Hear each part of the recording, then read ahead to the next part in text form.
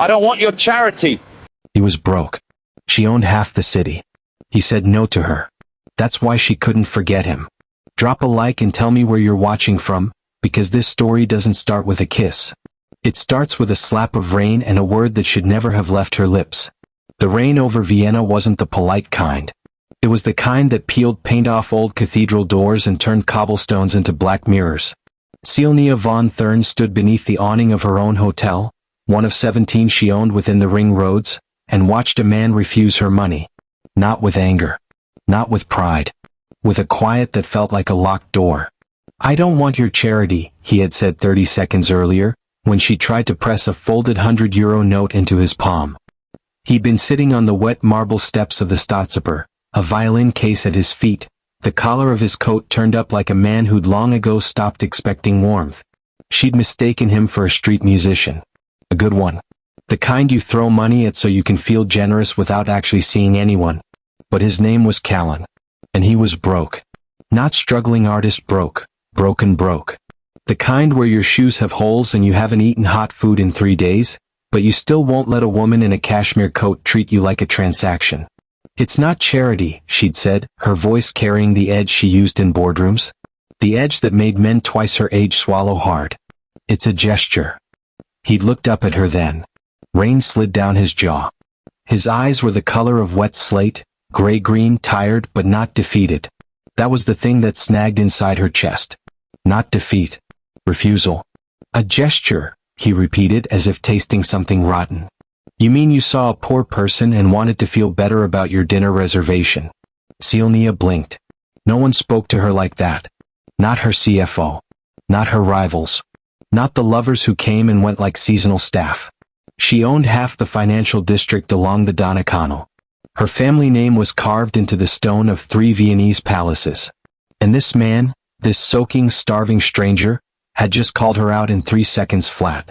I was going to offer you a meal, she said, which was a lie she hadn't known she was telling until it left her mouth. He stood up. He was taller than she'd expected. His hands were raw-knuckled, the hands of someone who'd worked manual labor recently. He picked up the violin case without rushing. No, you weren't, he said. You were going to give me money and walk away. That's what people like you do.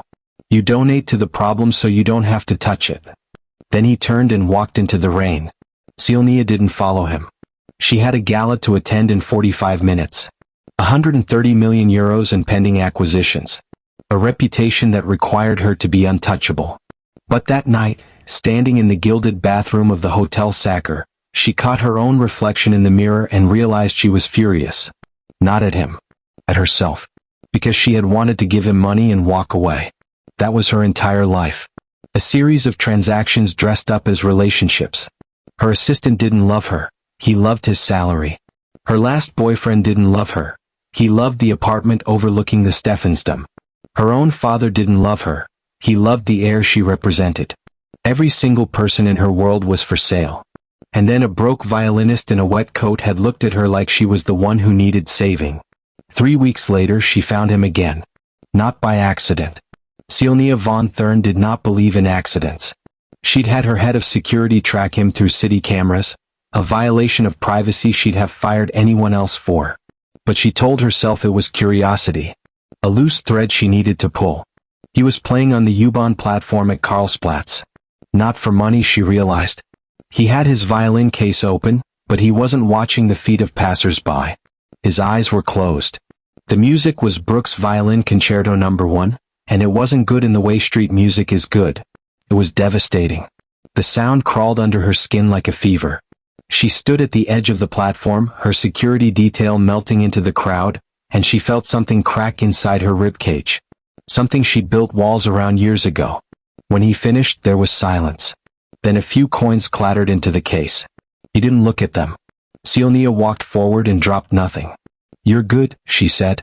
He opened his eyes. Recognized her. A flicker of something, not surprise, not pleasure. Recognition, pure and cold. You again, he said. I want to offer you something. I told you. Not money. She cut him off, which she never did. Celia von Thurn did not interrupt. She commanded silence. But with him she felt clumsy. Human. A place to stay. A studio. No strings. You can play. That's all. He studied her for a long moment. The train rattled into the station behind him, light streaking across his face. Why, he asked. And she couldn't answer. Because the truth was too ugly and too beautiful at once. Because you're the first person who ever said no to me. Because you saw me. Not my money. Not my power.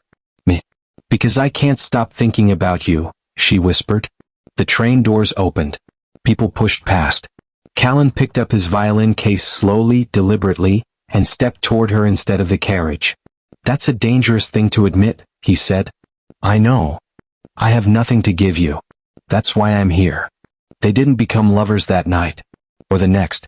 For 6 months, Silnia gave him a small apartment in the 7th district.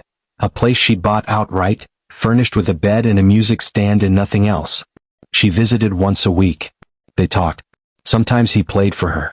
Sometimes they sat in silence, and that silence was the most honest thing she'd ever owned. Her board thought she'd lost her mind. Her father stopped returning her calls. The tabloids caught wind, Ice Queen Von Thurn's mystery musician, and she let them print it. Let them speculate. Because for the first time in her life, she wasn't performing. The climax came on a November evening. Snow fell over the Belvedere Gardens. Callan had composed something new, a piece he said was about her. She sat in the single armchair of his sparse apartment, wine in her hand, and listened. It was not a love song. It was a requiem. For a woman who'd buried herself alive in boardrooms and penthouses and charity galas where no one actually cared. It was sad. It was brutal. It ended on a note that didn't resolve, a question mark carved into the air. When he lowered the bow, Silnia was crying. She hadn't cried since she was 12 years old, the day her mother died and her father told her to stop embarrassing the family. Why did you write that? She asked, her voice breaking. Callan set the violin down, walked to her, knelt in front of her chair, his rough hands covering hers. Because you asked me once why I said no to your money, he said quietly. And the answer is because I saw you. Not the empire.